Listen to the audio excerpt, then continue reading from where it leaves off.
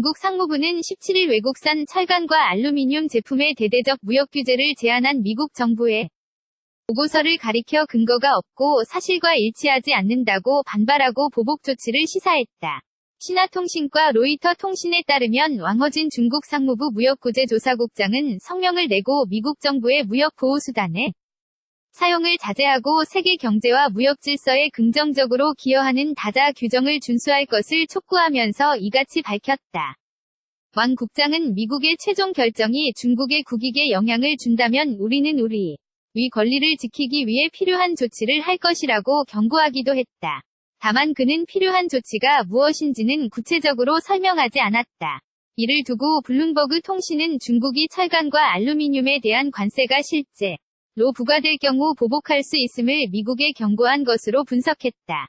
앞서 미 상무부는 16일 현지 시간 외국산 철강 알루미늄에 대한 높은 관세 또는 쿼터 할당 부과를 제한하는 내용의 무역 확장법 232조 보고서를 도널드 트럼프 대통령에게 제출했다. 미 정부는 보고서에서 중국과 한국 등 12개 국가의 철강에 대해 53%의 관세를 중국, 러시아, 베네수엘라, 베트남, 홍콩의 알루미늄에 대해 23.6%의 관세를 각각 적용하는 등의 방안을 제안했다.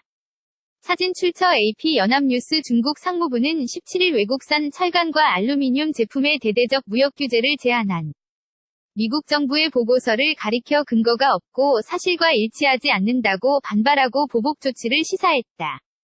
신화통신과 로이터 통신에 따르면 왕허진 중국 상무부 무역구제조사국장은 성명을 내고 미국 정부의 무역보호수단의 사용을 자제하고 세계 경제와 무역 질서에 긍정적으로 기여하는 다자 규정을 준수할 것을 촉구하면서 이같이 밝혔다.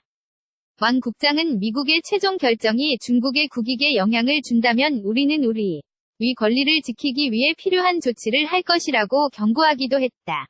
다만 그는 필요한 조치가 무엇인지는 구체적으로 설명하지 않았다.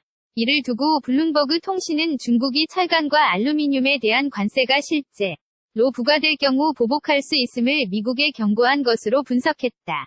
앞서 미 상무부는 16일 현지 시간 외국산 철강 알루미늄에 대한 높은 관세 또는 쿼터 할당 부과를 제한하는 내용의 무역 확장법 232조 보고서를 도널드 트럼프 대통령에게 제출했다.